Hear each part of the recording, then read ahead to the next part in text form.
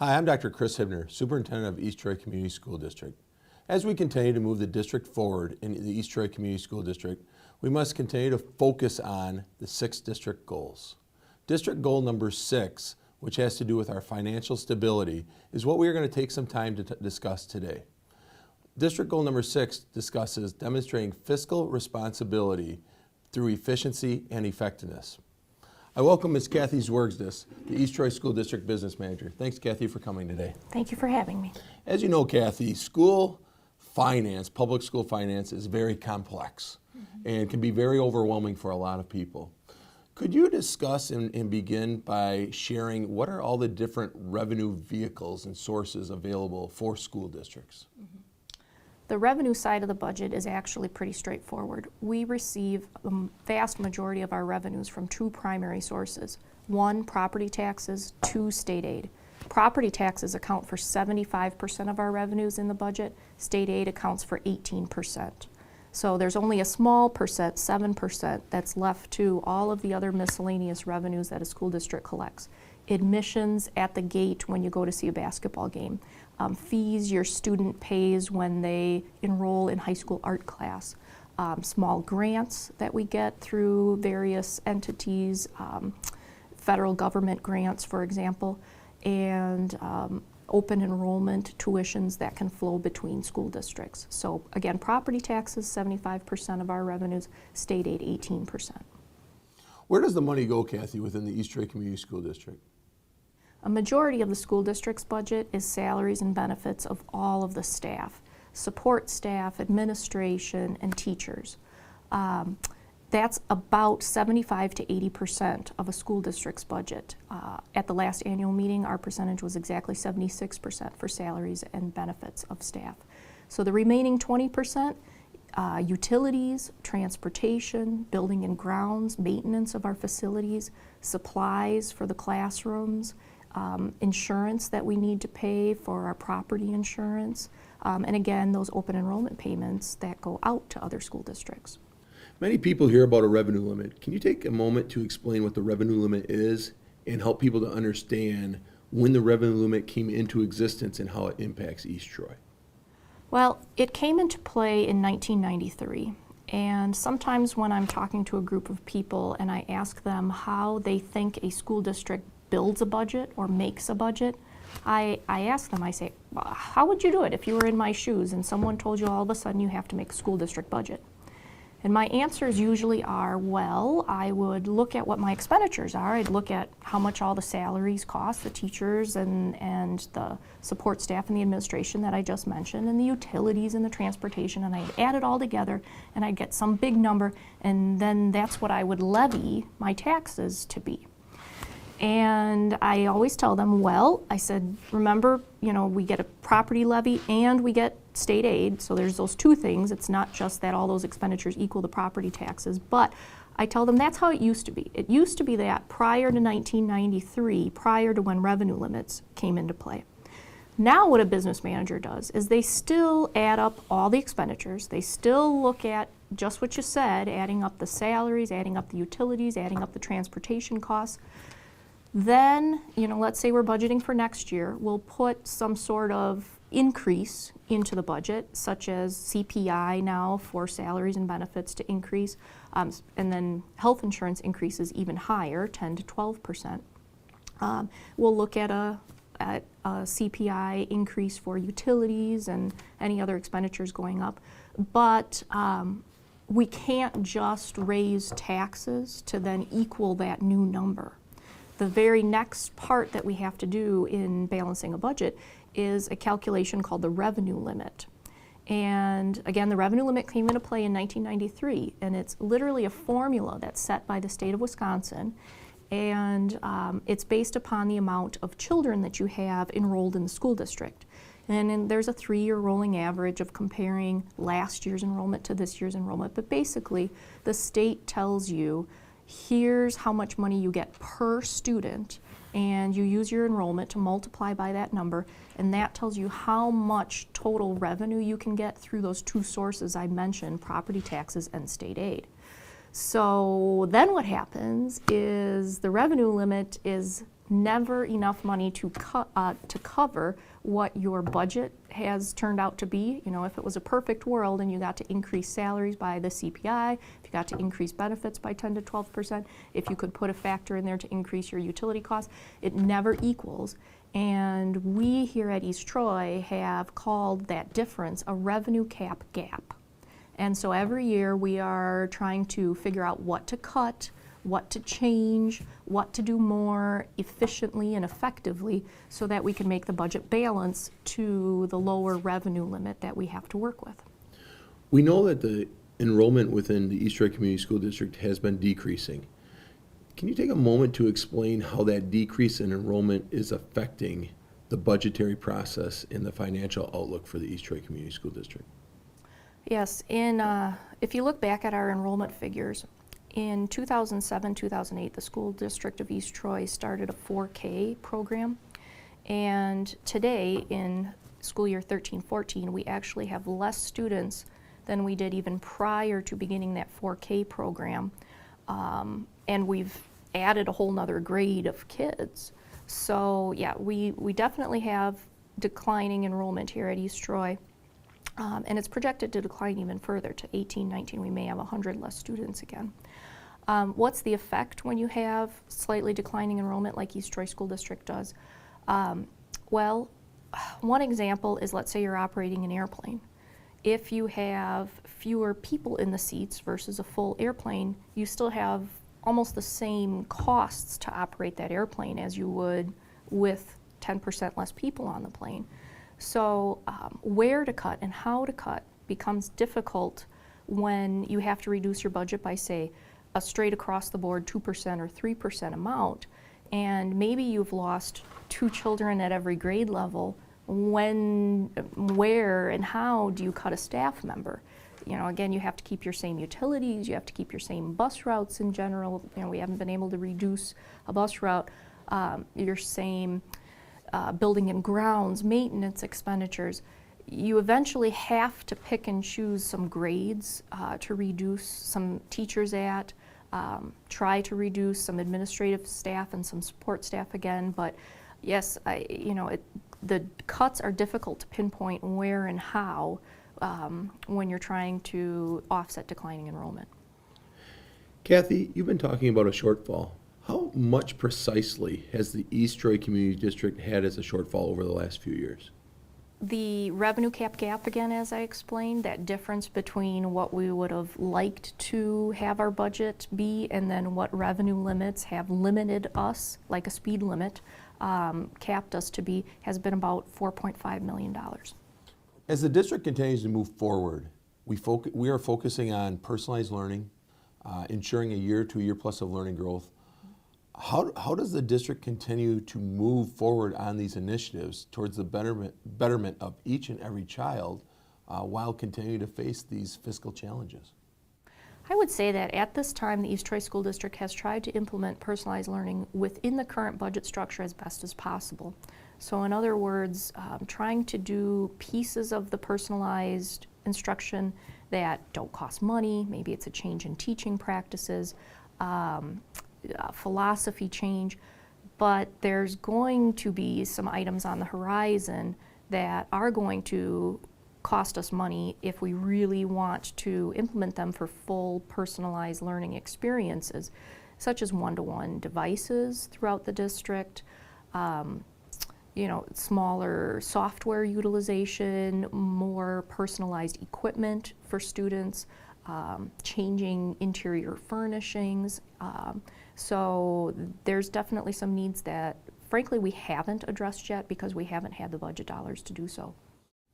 As we continue to focus on controlling debt, controlling expenses, what is the importance of the East Troy Community School District on investing properly towards providing a high-quality education? When revenue caps first came into play, I think a lot of the districts were saying, this has to be lifted as time goes on. This will change. Just kind of hang on, make it through.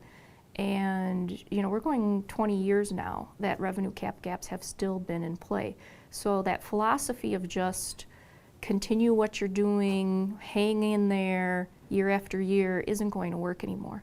We have to start investing in different programs, new programs, 21st century learning programs that kids are going to need to attract kids from basically other school districts that are competing with us, and make sure that our school district stays viable. And you can't just keep doing the same, again, mentality and practices and hang in there and hopefully the state is going to give us more money.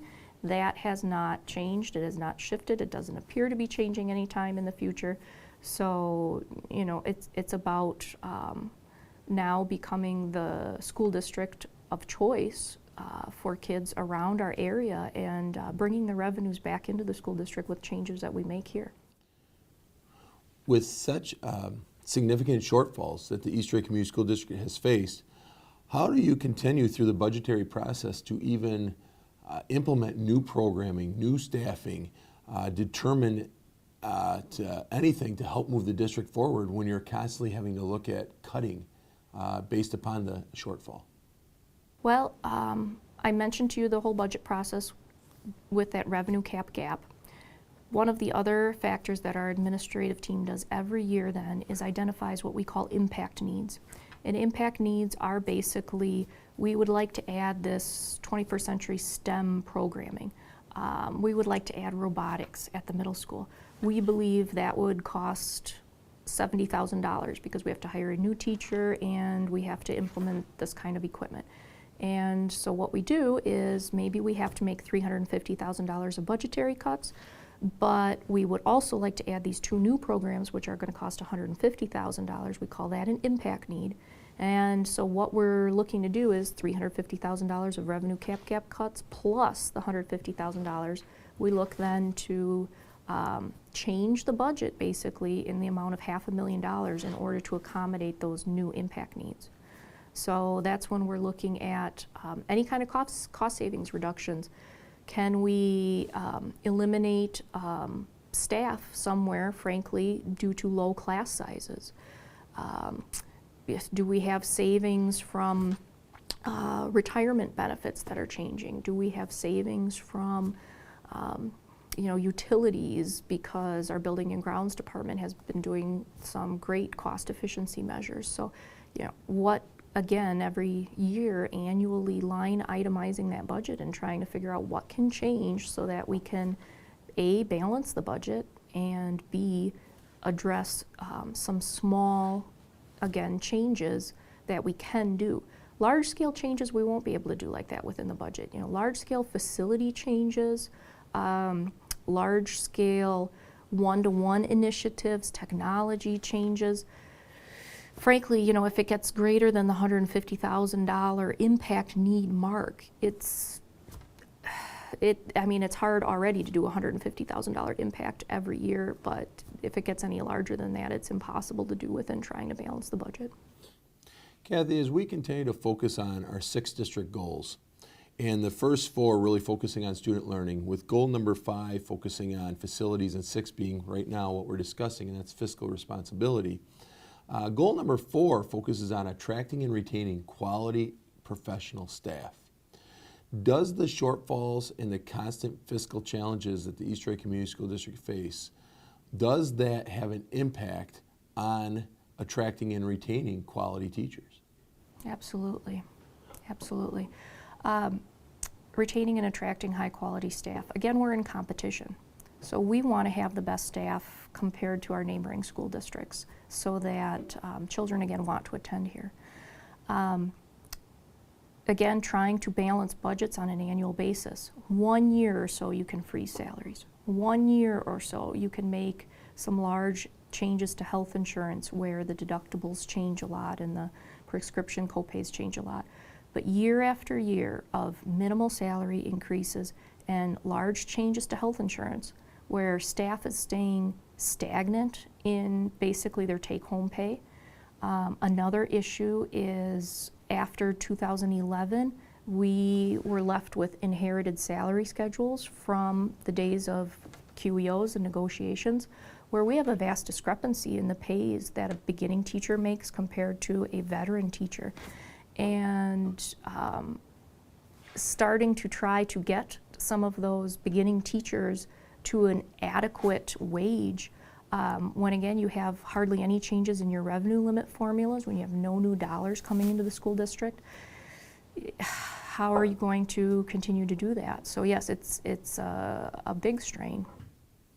As the district continues to move forward, many aspects to move a district forward, and us being proactive rather than reactive is us investing in professional development, technology, our facilities, attracting and retaining quality staff. We need to invest in those things along with professional development and support. But with those things being stated, also we have the budgetary shortfalls and the significant structural deficits that we're facing year after year. Do not these two paradigms conflict with each other and cause great difficulty for the district to continue to move forward for the benefit of student learning while also trying to attempt to balance the budget? Yes. So that is really the question. It is. That it just comes down to trying to move and be proactive with the district and moving things necessary forward, but also balancing a budget. And balancing a budget that's heavily based upon state aid and taxes, and heavily based upon taxes in our school district. So I guess the ultimate question that a lot of people may have when it comes to taxes itself then is, why in the world, if the East Troy Community School District is having to cut their budget by $4.5 million and ongoing into the future, that our taxes still continue to go up? Well, there's individual things that could be happening to any homeowner, but in general, remember how I mentioned that the school district gets most of its revenue from property taxes and state aid? Those two things combine to be 93% of the total revenues. So basically what's happening is that state aid is going down. I mentioned that 6 years ago we were collecting 34% of our revenues from state aid. Now it's only 18%. So as our state aid drops, our property taxes are going up, but the school district is still getting the same amount of total money, possibly 1% higher or the same amount. In 13-14, we're receiving the same revenue limit that we were in 2008-2009. And again, it's projected to be about the same in 2018-19. That's 10 years of trying to live at the same total revenue limit figure. But again, to the taxpayer, the problem is the state aid has been decreasing, so property taxes are increasing, and schools are keeping the same bottom line. As the district continues to meet the challenges for the benefit of students in a personalized learning environment, but also having to address and balance a budget, what do you foresee are the options for the East Troy Community School District as we continue to move our district forward and address balancing a budget each and every year? Well, I just recently pulled a comparison of East Troy schools with 14 other school districts. Picked schools locally, picked schools in our athletic conference, and then picked a couple of high stakes schools that frankly we would like to be very similar in statistics to. And of those total 15 schools, when you include East Troy was the lowest in per pupil spending of all of those schools. So frankly, without some outside assistance, without asking for some increase and some help from our community, it's going to be very difficult to continue to maintain what we have, much less add or improve to it. And I do believe the direction of the state right now is not increasing revenue limits automatically to school districts, not giving a lot of funding to the state aid formula for public school districts, and rather asking local communities to make the decision. Do they want to support their local public school district? So, I think that's a decision that the East Troy community is going to need to make in these few short upcoming years. So Kathy, as we've been talking about the need to move forward, but also obviously balance the budget, we've been talking about over and over again today. What's the end result if the school district continues to have budgetary shortfalls and we're unable to stay proactive towards addressing the needs of our students and attracting families from outside of the school district? End result could be just a loss of all the different programming that you're looking at making a school be a viable option for kids. You know, if the attractiveness of a high school student is to come to a school because they have principles of engineering, and we can't offer that program anymore because, again, we don't have the revenue sources to do so, what's going to keep that child from now choosing a neighboring school district that has it? So then it's just a spiral effect of continuing to lose enrollment, continuing to lose more revenues, decreasing more programming options, and eventually your school district has nothing inviting for the kids anymore. Kathy, we've talked a lot today about the budget, about the importance of moving the district forward, about becoming the district of choice, and about that education is in a competitive market, competitive with surrounding local districts, as well as districts throughout the entire state, as well as districts throughout the nation and globally. What is the implications of open enrollment on the East Troy Community School District, precisely the opting in and students opting out? The way I look at it is if we had the kids in our district who are currently attending through open enrolled out, we probably would not be adding additional staff members in a lot of places. Those kids would again be split amongst 13 different grade levels and adding a few children to every grade. So I don't see our expenditures increasing significantly to accommodate the kids who are leaving our district and choosing to go out. But what it would do is it would stop all the payments we have to make to other school districts. We have to pay a school district approximately $6,600 when a student chooses open enrolled out. So I have to budget $6,600 times the number of kids choosing open enrollment out in a line item that, again, if they weren't doing that, I think essentially that line item would be out of our budget. It's up to $1 million now, and we would have very limited increases of expenditures. So we would essentially be having about $1 million more in our budget. Thank you, Kathy, for coming today, sharing all of your expertise in regards to school finance. It's a complicated topic, one that's not going to be learned or taught overnight by any means. But what you shared today in regards to the district enrollment is sharing the revenue limit, the revenue cap gap, how that has led to shortfalls for the East Troy Community School District. And most importantly, what I really appreciate that you shared today was how we are addressing the budgetary challenges while also attempting to move the district forward, and the vital importance of moving our district forward towards truly becoming the district of choice for our students that are currently in East Troy and for families that are outside of East Troy School District looking to determine where they should send their child. It sounds very difficult. It sounds as we're going to have very difficult, tough decisions in the future, but I do appreciate taking the time to share your expertise and your knowledge with the parents and the community of East Troy. Thanks for having me. Thank you very much for taking the time to view the video. I hope that you continue to visit the East Troy School District website at www.easttroy.k12.wi.us. Please visit that, as you can learn opportunities about more budget, you can learn about the personalization, and you can learn about many other aspects that are going on within the East Troy School District, ultimately leading towards higher student achievement and more student success. Thank you very much.